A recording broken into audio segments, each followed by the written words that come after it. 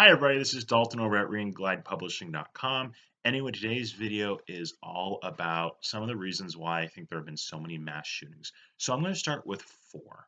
One of them is lack of a family unit, lack of religion, uh, prescription drugs, and lack of access to mental health resources. So before I kind of do this discussion, just a full disclaimer, I just want to make sure that this is just kind of for a discussion purpose. Like, I'm not trying to offend anyone, and please don't leave anything nasty on the comments below. Like, I'm not trying to be offensive. I'm just trying to have a decent conversation. Just maybe have a thought-provoking dialogue. That's what I'm looking for. Anyway, the first one, number one, lack of a family unit. So back in the day, in the 1950s, think of the shows like Leave It to Beaver and the Brady Bunch and those kind of shows where they had a very solid nuclear family unit, usually a mom, dad, a couple kids, and it was just that was kind of like the family unit. Fast forward 50 or so years in the future, and the divorce rate has spiked. It's crazy. In fact, in the United States, over 50 or even 60% of marriages they end in divorce. So this leads to broken homes and kids not having that solid family unit. So they don't have the solid family unit to say, hey, you know what, this is right, this is wrong. Don't do this, don't do that. They don't have that guidance. I mean, a lot of kids, especially in poor areas, they grow up without a father figure, and it's terrible. That's what I think is a main factor behind these shootings. And then also, having a solid family unit will kind of help prevent negative habits like playing excessive violent video games constantly, like the Columbine Columbine shooters used to do. So that's the first main factor. Number two is a lack of religion. Now, no religion is perfect. There's no ultimate religion. I'm not advocating that. However, if you look at it, I actually put the link to my blog post about this in the description below. If you think about it, every religion has some variation of the golden rule.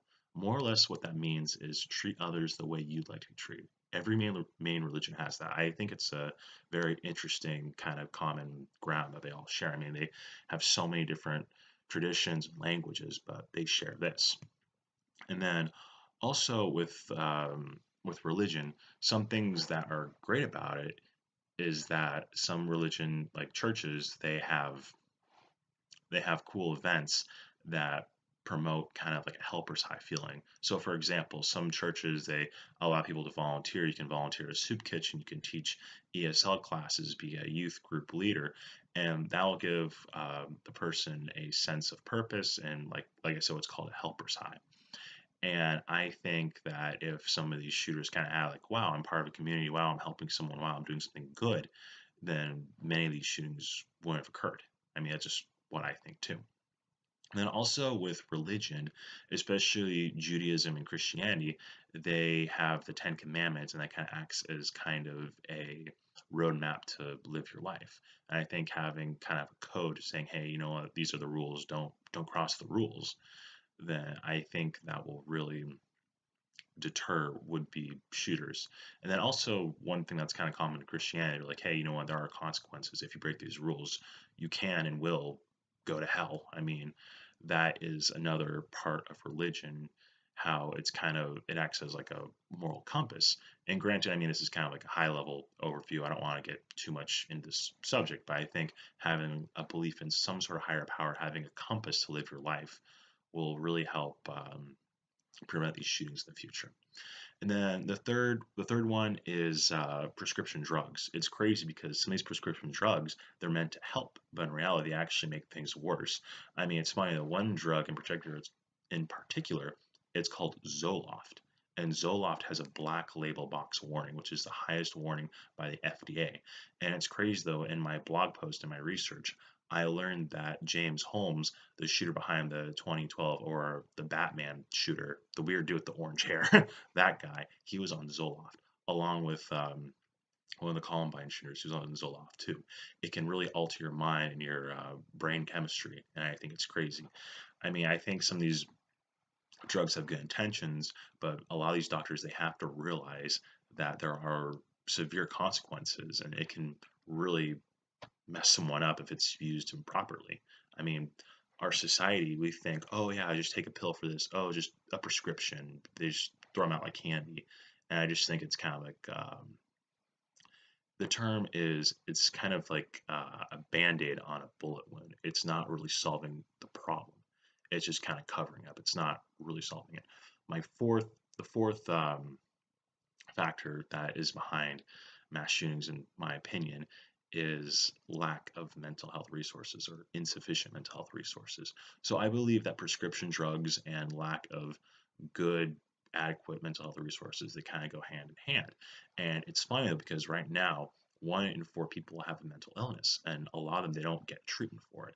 I mean, part of the reason why is that there's such a stigma.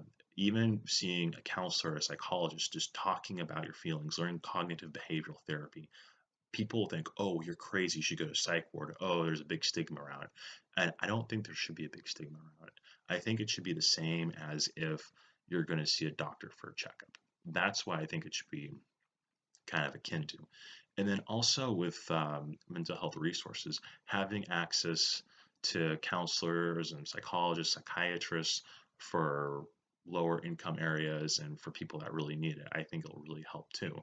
Because I mean, a lot of this is mental, like learning how to control your emotions, learning how to control chemical imbalances. And I think some prescription drug use, I know this might sound a little contradictory, but like very regulated, very monitored prescription drugs only in severe cases. I think it could help, but it has to be very tightly watched. So there are 4 reasons that I think are causing these mass shootings, and that was just kind of my 2 cents. And feel free to leave some appropriate comments below. I just want to know what you think are some other factors behind these shootings. And again, feel free to like this video, subscribe to my channel, click the box wherever it is, click that box, subscribe, share with your friends, and thank you for watching.